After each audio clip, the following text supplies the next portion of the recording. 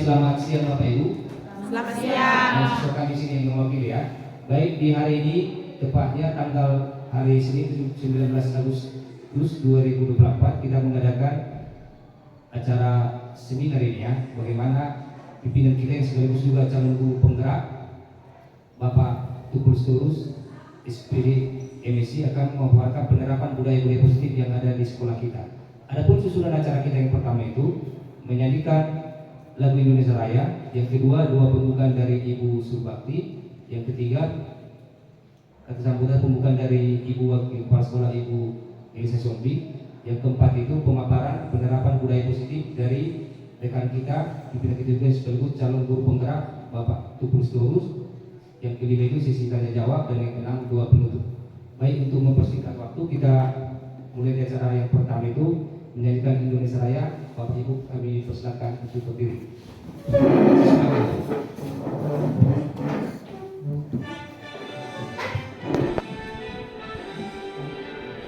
Indonesia tanah airku, tanah tumpah darahku, di sanalah aku berdiri, jadi panggung ibuku. Indonesia kebangsaanku, bangsa dan tanah airku, marilah kita berseru, Indonesia bersatu.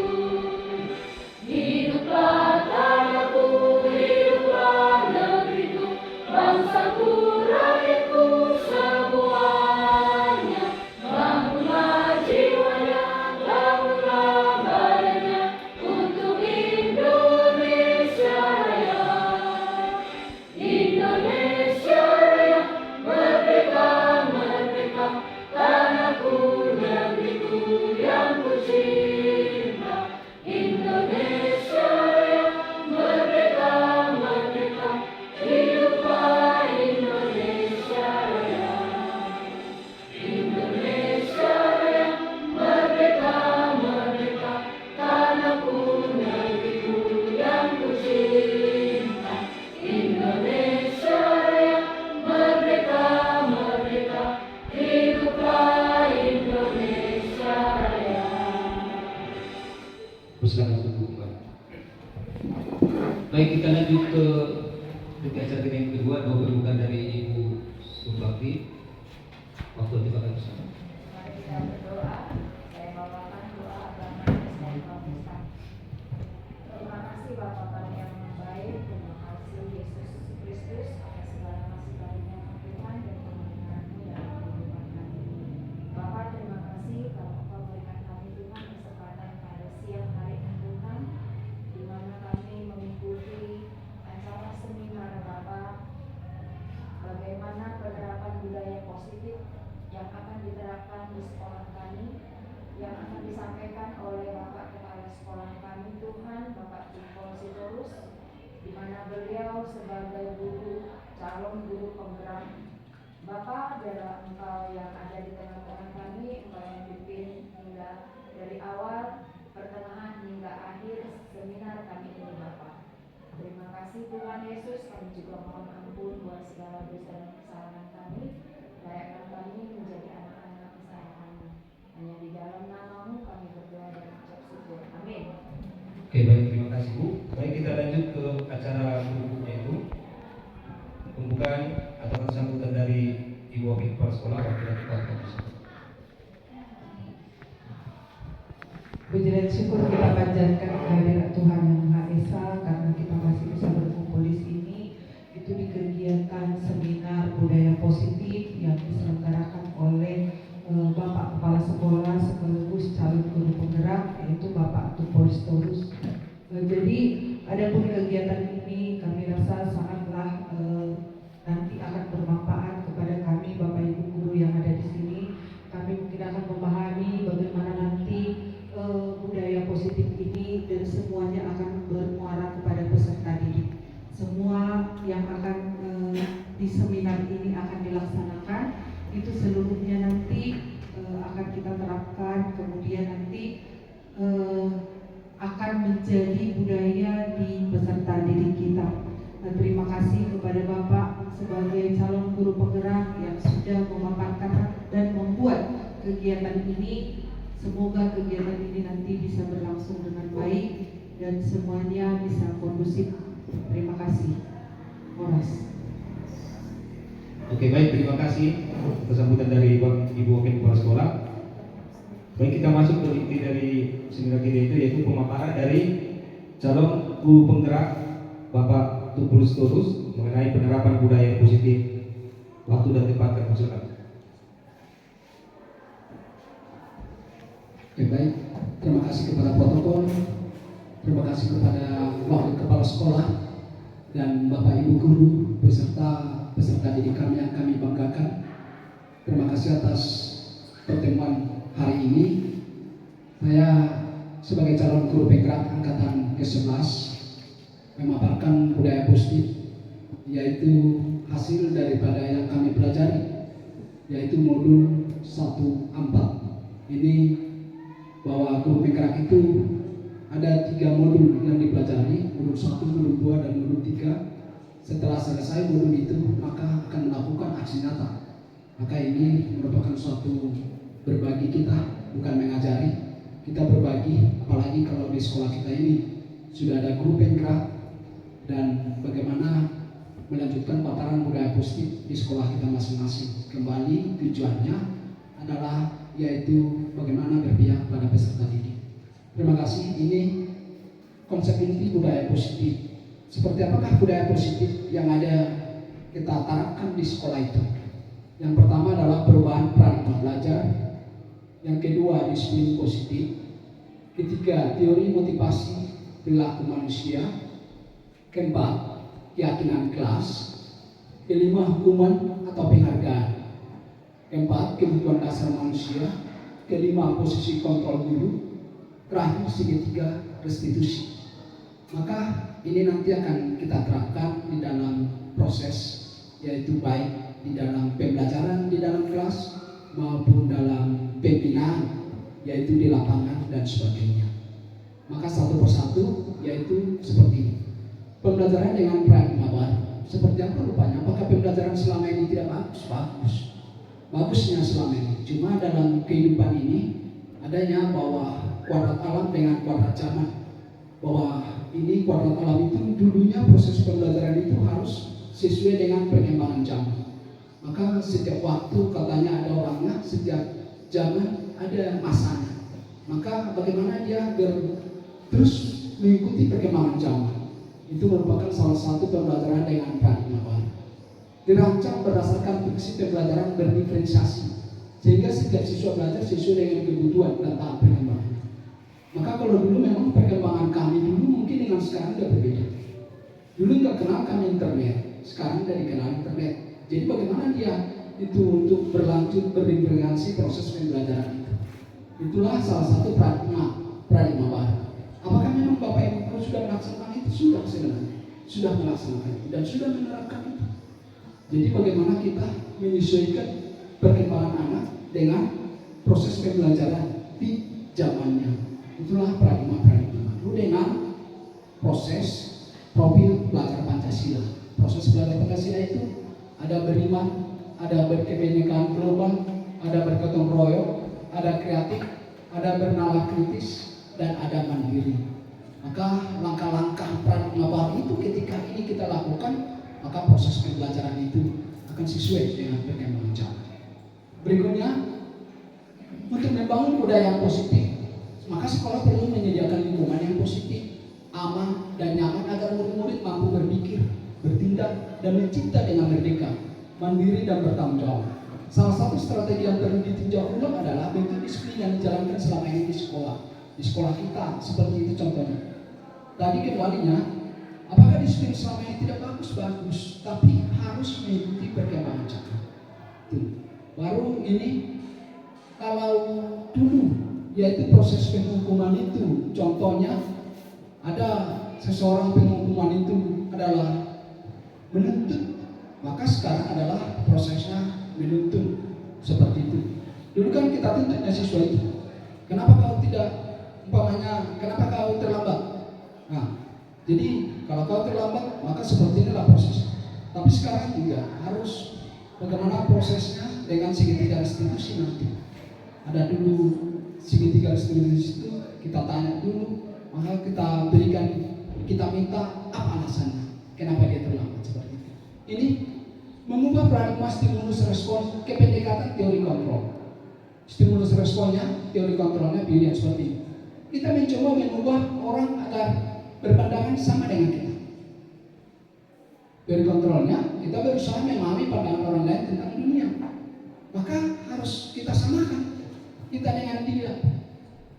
Harus kita samakan. Kalau dulu kan kita hanya bahwa pembelajaran itu berfokus satu arah. Kamu harus seperti ini. Peserta didik itu harus seperti ini kita buat. Mungkin seperti itu harapan. Tapi sekarang enggak. Kita mencoba mengubah orang agar berpandangan sama dengan kita. Baru kita berusaha memahami pandangan orang lain tentang dunianya. Dunia anak-anak itu seperti apa sekarang. Maka kita harus beradaptasi ke situ. Baru berperilaku buruk dilihat sebagai suatu kesalahan. Semua perilaku memiliki tujuan. Maka kalau itu salah menurut kita itu salah. Tapi mungkin dia ada tujuannya, makanya dibuat seperti itu. Maka itulah yang harus dibuat paradigma-paradigma seperti itu. Orang lain bisa mengontrol saya, hanya Anda yang bisa mengontrol diri Anda. Nah, jadi kalau dulu prinsip kita peserta didik itu bisa kita kontrol. Nah, kau harus seperti itu. Sebenarnya kalau sekarang ini ya hanya dia yang bisa mengontrol dirinya.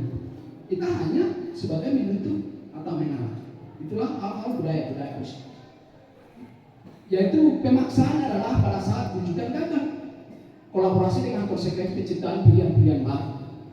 Model berpikir menang atau kalah, model berpikirnya harus menang. Jangan menang atau kalah. Kita harus bagaimana sama-sama proses membangun. Maka itulah bagian-bagian. Jadi disiplin positif itu seperti apa? Dalam budaya kita, kata disiplin telah berubah menjadi sesuatu yang dilakukan seseorang pada orang lain untuk mendapatkan kepatuhan. Kita cenderung menghubungkan kata disiplin dengan ketidaknyamanan. Merupakan salah satu pendekatan disiplin diri yang mampu seseorang untuk mengontrol perilaku dalam kesadaran dan bertanggung jawab atas tindakan sebagai wujud menghormati diri sendiri dengan orang lain. Maka sebagai pendidik kita, tujuan kita adalah menuntun murid untuk memiliki disiplin diri, sehingga mereka bisa memperilaku orang yang mengacu pada nilai-nilai kebajikan universal dan memiliki motivasi intrinsik bukan ekstrinsik. Apa artinya? Perubahan anak-anak itu maunya dari dalam dirinya, bukan kadang-kadang dengan hukuman. Kan ada contohnya, kita masuk jam 7.30, kalau tidak masuk jam 7.30 maka Anda harus mencuci kamar mandi, harus membersihkan kamar mandi, harus lari lapangan di sekolah ini 10 kali. Itu kan hukuman. Maka perubahannya itu hanya ekstrim, perubahan itu hanya di luar. Tapi ketika dia bisa kita ubah dia dengan kesadarannya, maka perubahan itu perubahan dari dirinya, bahwa yang dilakukannya itu salah, maka berubah dia dari dalam hatinya, dari dalam dirinya. Maka itu adalah merupakan suatu perubahan yang permanen. Perubahan yang permanen itu namanya yang golongan-golongan interdisiplin.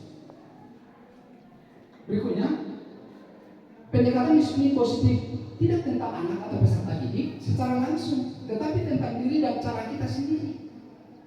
Pendekatan disiplin positif itu tidaklah tentang anak atau peserta didik secara langsung, tetapi tentang diri dan cara kita sendiri, baik sebagai orang tua, guru atau orang dewasa, yang memberikan dampak dan pengaruh positif kepada anak peserta didik. Maka kalau kita yaitu sebagai guru, maka harus sebagai panutan. Seperti moto Ki Hajar Dewantara, ketika kita di depan sebagai panutan, ketika dia di tengah yaitu sebagai pemekarsa, sebagai pemikir, sebagai penyenang, ketika di belakang sebagai pendorong. Itulah namanya tutorial daya. Seperti itu. Baru berikutnya, bagaimana motivasi perilaku manusia itu? Pertama, untuk menghindari ketidaknyamanan atau hukuman. Itu motivasi eksternal. Untuk mendapatkan imbalan atau penghargaan, diberi imbalan. Ketika kau bagus, maka akan saya beri reward. Itu motivasi eksternal. Tapi untuk menghargai diri sendiri, inilah yang namanya motivasi internal. dia, ada penghukuman. Ketika ini, maka kamu harus seperti ini. Ketika ini, maka kamu dapat seperti ini penghargaannya. Itu adalah motivasi eksternal. Bagaimana yang diharapkan adalah motivasi internal yang abadi. Pada berikutnya, motivasi internal menciptakan disiplin positif dan sikap merdeka. Apa yang dimaksud merdeka itu?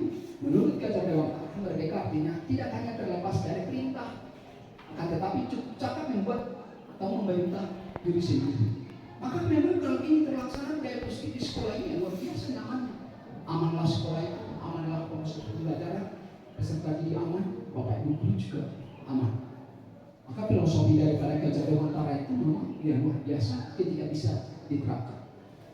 Berikutnya, bagaimana membuat keyakinan kelas ini sering. Belakangan ini memang udah bagus di setiap kelas kita. Ada kan keyakinan kelas di kelas 10-1 ada keyakinan kelasnya, ada. Keyakinan kelas itu dibuat oleh kelas itu sendiri. Regulasinya itu oleh kelas itu sendiri. Maka apa dampak-dampaknya? Ligas dari peraturan. Berupa pernyataan moderasi dibuat dalam bentuk kalimat positif. Sedikit saja akan mudah dilihat sesuai dengan kondisi kelas yang mudah diterapkan. Semua dari kelas sekolah dilibatkan untuk membuat itu. Seperti itu kan? Waktu itu cara-cara proses pembuatan kesepakatan kelas atau keyakinan kelas. Dulu zaman kami nggak ada ini. Zaman kami nggak ada keyakinan kelas. Hanya yang ada roster penabung. Hari Senin ini, hari Selasa ini. Jadi kalau ini, apakah memang keyakinan kelas itu kita yang buat, kita yang melanggar?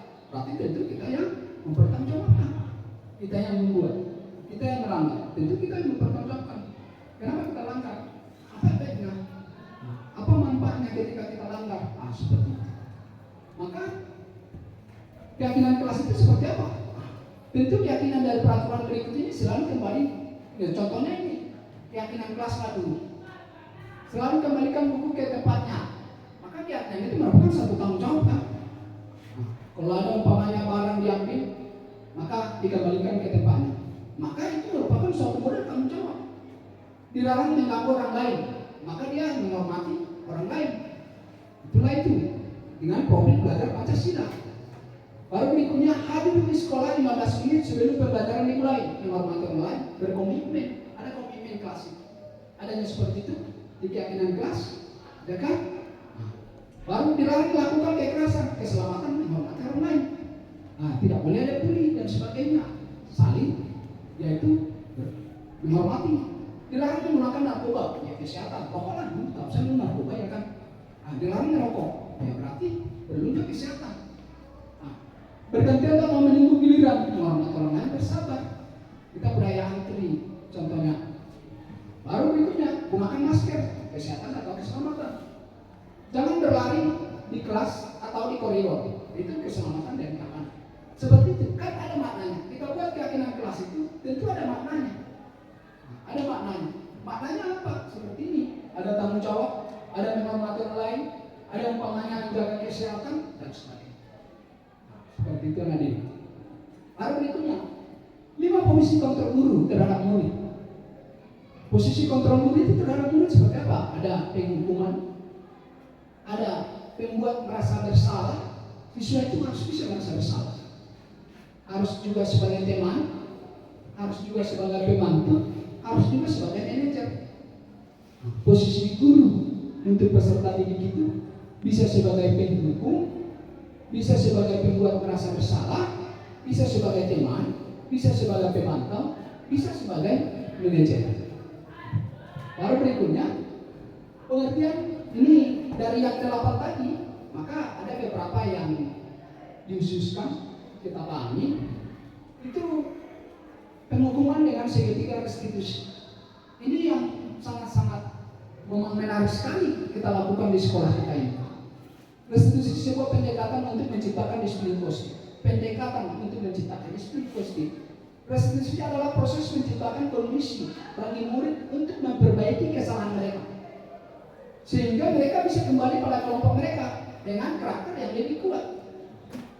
Jangan umpamanya udah salah, pilih hati ke sana, tapi harus kembali ke habitat yang bagus. Restitusi juga adalah proses kolaboratif yang mengajarkan murid untuk mencari solusi untuk masalah dan membantu murid berpikir tentang orang seperti apa yang mereka inginkan dan bagaimana mereka harus memperlakukan orang lain. Itu kata-kata daripada restitusi. Maka lebih realnya, saya pernah melakukan aksi nyata kepada siswa. Sering saya lihat anak ini terlambat, maka saya promkan dengan pembuatan segitiga restitusi. Ternyata hasilnya besoknya berubah. Perubahannya adalah intersal, yaitu perubahannya dari dalam dirinya. Seperti apakah segitiga restitusi seperti ini? Menanyakan keyakinan. Kita tanyakan dulu gimana? Siapa namanya? Di mana tinggalnya? Sehatnya dia? Seperti itu.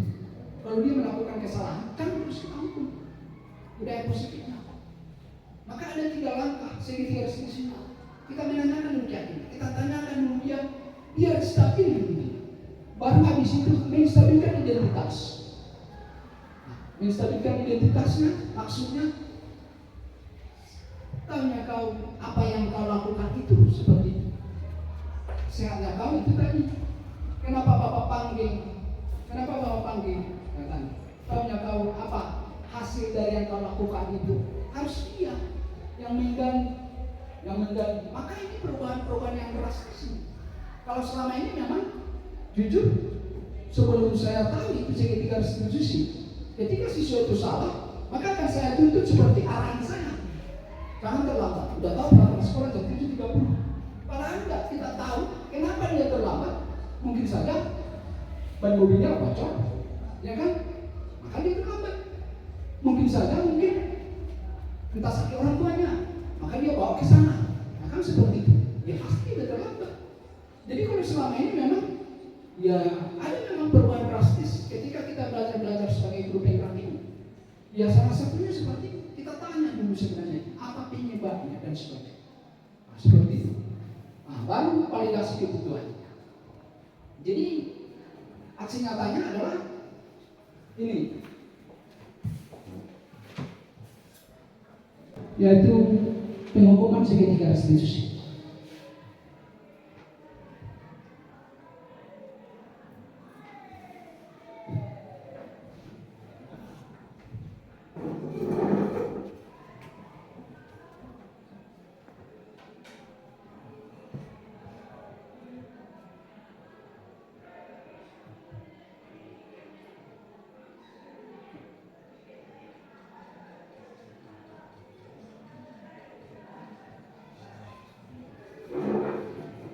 Inilah langkah-langkah segitiga restitusi itu.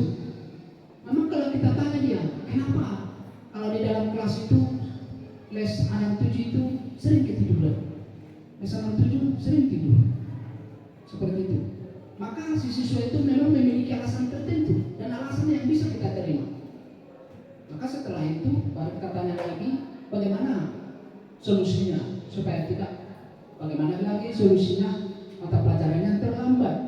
Maka dia bisa menjawab, saya akan meminjam buku kawan saya, maka saya akan belajar ke teman saya, maka besok saya tidak akan seperti itu lagi, saya tidak akan memakai handphone sampai jam sekian lagi, seperti itu.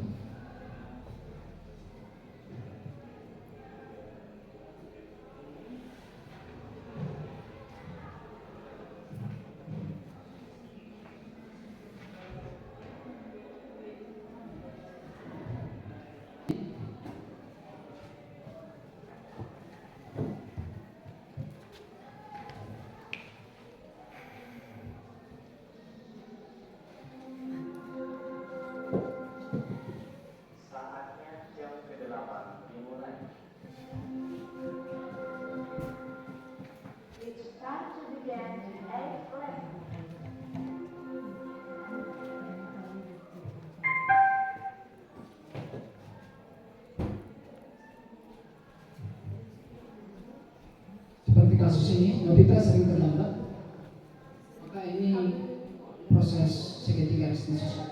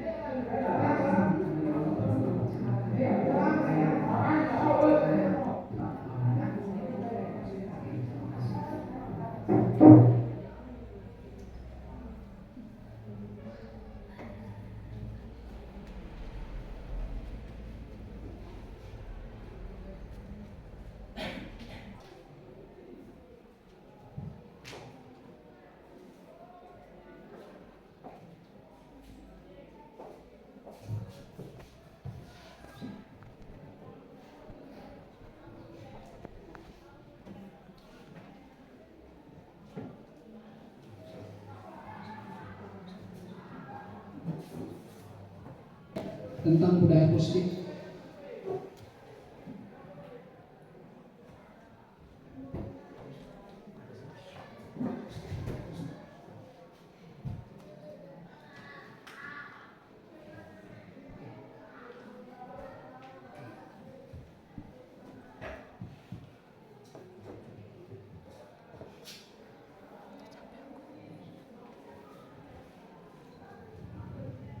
Kenapa apa maksudnya?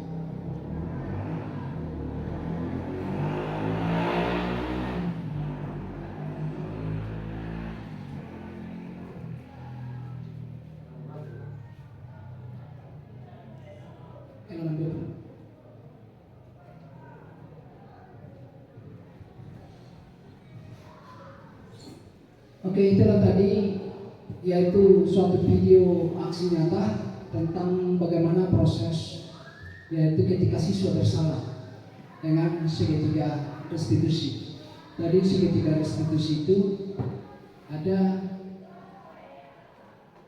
tadi ini menyanyikan keyakinan, baru menstabilkan identitas, baru validasi kebutuhannya.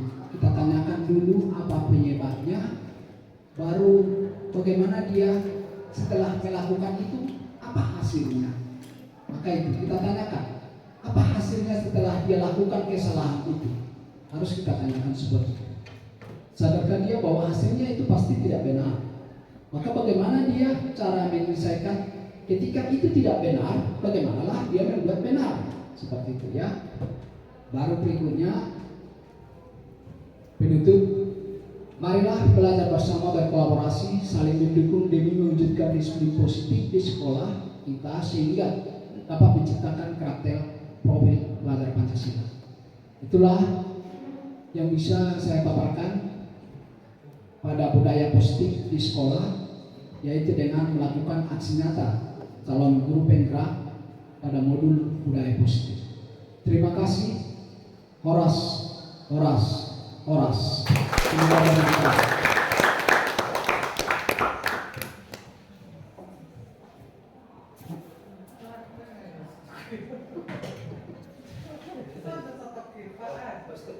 Tiga. Baik, kita tadi sudah mendengarkan pemaparan dari Bapak rekan calon guru penggerak Bapak Tukul Storus, bagaimana penerapan budaya positifnya begitu jelas tadi, begitu mantap, bagaimana hal-hal positif itu bisa kita terapkan di sekolah. Walaupun di sekolah kita ini sudah ada 3 guru penggerak dan 1 calon guru penggerak, tapi namanya budaya positif ini kan harus lebih kita budayakan lah. Kita sekolah warga sekolah, baik itu siswa, guru dan semua kita yang warga sekolah ini. Karena belum bisa kita lihat belakangan ini bahwa penerapan budaya positif ini sudah naik signifikan lah yang saya secara kasat mata. Jadi untuk lebih memahami mengenai pemaparan materi dari Pak Tukul Storus, ini untuk sesi pertama ini kami buka 2 bisa pertanyaan, bisa komentar mengenai untuk seminar kita hari ini. Tapi sebelumnya kita kasih approach dulu untuk pemaparan materi dari Bapak. Baik, untuk sesi pertama kami persilakan 2 orang penanya atau bisa komen, kalau like pastinya sudah ada. Ya, dari Ibu Elisa Soming 1, Ibu Herlina 1 lagi. Ya, waktu tepat kami persilakan. Terima kasih kepada Bapak Moderator yang sudah memberikan waktu dan kesempatan untuk saya. Tadi Bapak sudah memaparkan mengenai segitiga penerapan budaya positif ya. Jadi penerapan budaya positif ini artinya adalah peserta didik nanti akan melahirkan motivasi intrinsik atau berasal dari diri sendiri. Kemudian tadi sudah dipaparkan mengenai segitiga restitusi.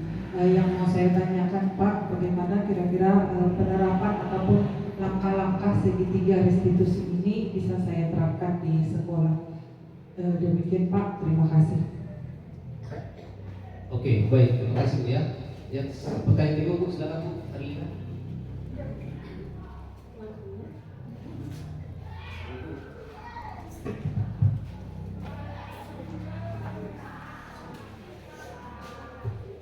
Baik, terima kasih atas kesempatan yang telah diberikan.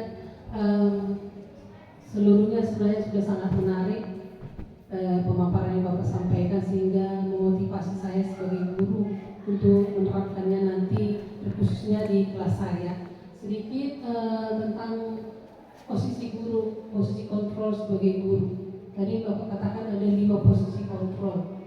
Artinya bagaimana kita guru ini menempatkan diri terhadap siswa. Cuma dari yang 5 ini kira-kira Pak, mana yang paling baik posisi guru ini terhadap siswa? Terima kasih Pak.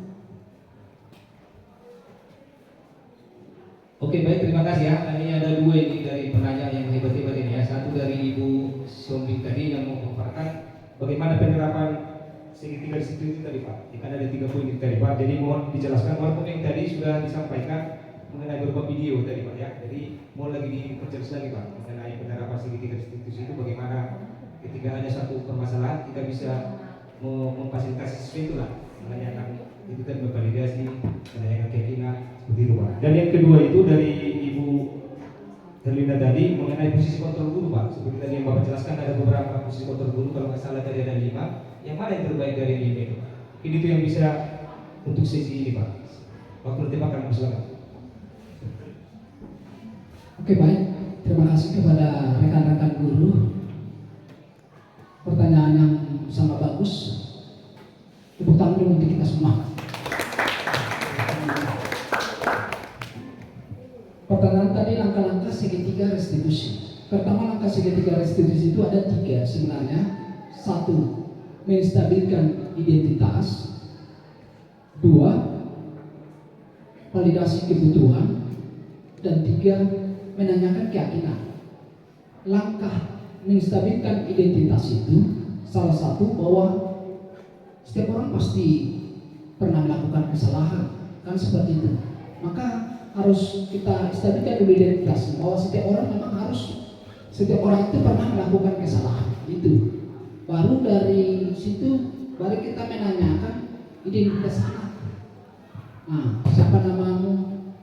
Kenapa Bapak panggil kau ke sini? Tentu dia akan membuka sendiri hal-hal itu ketika kita melakukan suatu pertanyaan-pertanyaan. Maka kita yakinkan dulu, kita stabilkan dulu identitasnya. Jangan terus ketika umpamanya seorang yang bersalah langsung kita umpamanya intimidasi, itu tidak bagus. Maka stabilkan bahwa setiap orang itu memang pernah melakukan kesalahan. Maka dia pun juga harus, betul juga ya, saya ini lagi melakukan kesalahan ini. Ya kan seperti itu. Itu yang satu, langkah-langkahnya. Yang kedua, validasi kebutuhan. Bahwa kalau kita memahami kebutuhan dasar apa yang mendasari sebuah tindakannya, validasi kebutuhan, kenapa dia melakukan kesalahan itu, tentu harus kita tanyakan apa sebenarnya, kenapa dia melakukan kesalahan itu. Tadi kan setiap orang melakukan kesalahan itu, kenapa dia lakukan kesalahan itu. Dan tidak ada orang yang mau melakukan kesalahan, tentu ada alasan-alasan. Maka di situ kita tanyakan, kenapa kau melakukan kesalahan itu? Validasi kebutuhannya. Mungkin dia melakukan kesalahan terlambat dia, maka alasannya tadi kenapa? Mungkin buat goreng orang tuanya. Maka kalau buat goreng itu kan ada buat adonannya bisa sampai jam 12 malam. Sampai jam 12 malam. Itu kan harus kita tanya itu. Oh, jadi dia mungkin udah agak telat dia masuk ke sekolah. Karena dia masih anak pertama, maka dia kan salahnya itu membantu orang tua kan nggak salah. Tapi memang di peraturan kelas kita, keyakinan kelas kita salah bahwa siswa harus masuk jam 7.30. Jadi menanyakan keyakinan. Setelah seperti itu, apalah tindakan untuk menyelesaikan itu? Ya tentu dia bilang oh iya ya, berarti kalau saya harus bekerja mulai jam 7 lah untuk membuat adonan kue ini, maka mungkin selesailah jam 10. Maka misal saya tidur jam 11, bisa bangun jam 5. Kan udah seperti itu. Maka itulah langkah-langkah yang kita lakukan. Itulah langkah-langkah yang kita lakukan. Jadi kalau selama ini memang ya jujur-jujur aja, ketika siswa itu bersalah, maka tindakan kita adalah sesuai dengan regulasi sekolah. Jam 7.30 kenapa kau terlambat tidak mau tahu. Pokoknya jam 7.30 kau harus baris di sini. Nah seperti itu. Bahkan kalau tidak terlambat, maka bersihkanlah kamar mandi. Sebenarnya mohon maaf, ya kan tadi tidak ada hubungannya menstabilkan identitas dengan menyuci atau membersihkan kamar mandi. Tidak ada hubungannya. Tadi dia terlambat gara-gara dia buat adonan kue, maka dia disuruh nyuci kamar mandi. Tidak ada hubungannya memang. Nah, tapi kalau ada juga seperti ini, bukan hukuman, tapi keyakinan ada hukuman. Itu umpamanya kalau guru olahraga lah seperti Pak Warma, kalau terlambat ke lapangan, maka harus keliling dua kali keliling lapangan ini. Itu bukan hukuman, bisa saja aturan kesepakatan yang dibuat seperti itu. Ya, umpamanya pas jam olahraga, maka terlambat dia masuk ke lapangan, maka di situ itu aturan, tak keyakinannya. Jadi beda-beda ya. Itulah yang bisa saya sampaikan. Terima kasih. Ya, baik, kita kasih plus dulu. Dan untuk yang terakhir ini Pak, yang pertanyaan kedua itu Pak, kan posisi kontrol guru itu kan ada lima itu Pak. Jadi posisi kontrol yang bagaimana yang terbentuknya baiklah dari yang lima itu Pak. Oke.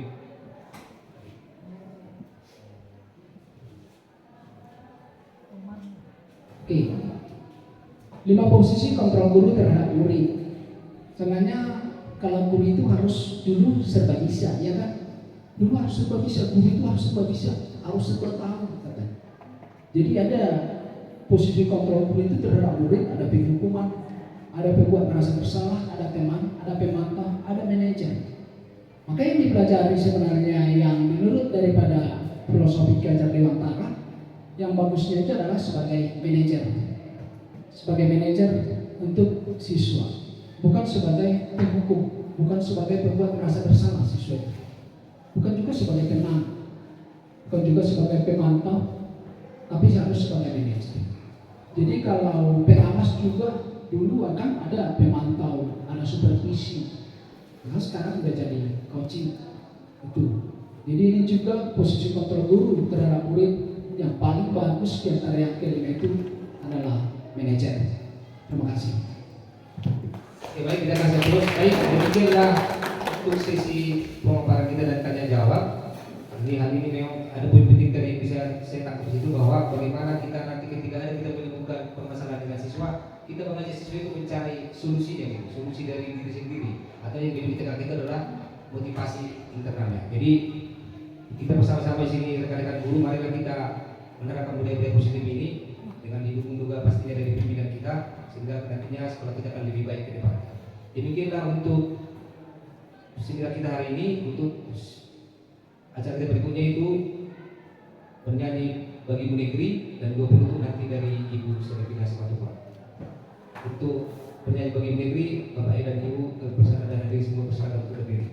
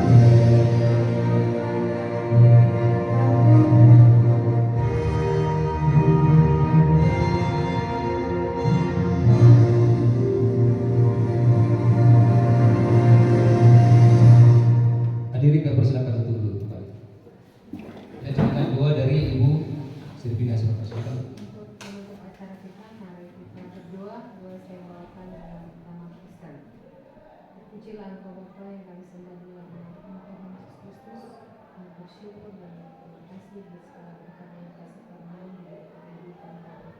Tuhan, kami sudah pusat mengikuti seminar kami tentang budaya positif di sekolah Tuhan. Tuhan berikan hikmat dan kerjasama kepada kami Bapak dan Guru sehingga kami dapat menerapkannya di dalam pembelajaran kami, baik itu di dalam kelas maupun di luar kelas. Begitu juga Tuhan, kami semua yang juga memberkati mereka, memberikan ketaatan dan juga perkembangan kepada mereka. Sebentar Tuhan kami akan berpisah dari tempat ini, kami serahkan jiwa dan kehidupan kami, Tuhan menyertai kami, memberkati kami masing-masing. Kami berdoa dan mengucap syukur dan Tuhan Yesus Kristus. Amin. Baik, terima kasih. Demikianlah acara seminar kita penerapan implementasi penerapan budaya positif dari pimpinan kita, Bapak Kepala Sekolah yang sekaligus juga menjalani pendidikan calon guru penggerak. Kami berharap Pak dan berdoa semoga sukses pendidikannya Pak sampai 2012 ini semakin mantap sekolah kita ini Pak. Demikianlah, mari kita ucapkan horas 3 kali. Horas, horas, horas. Terima kasih.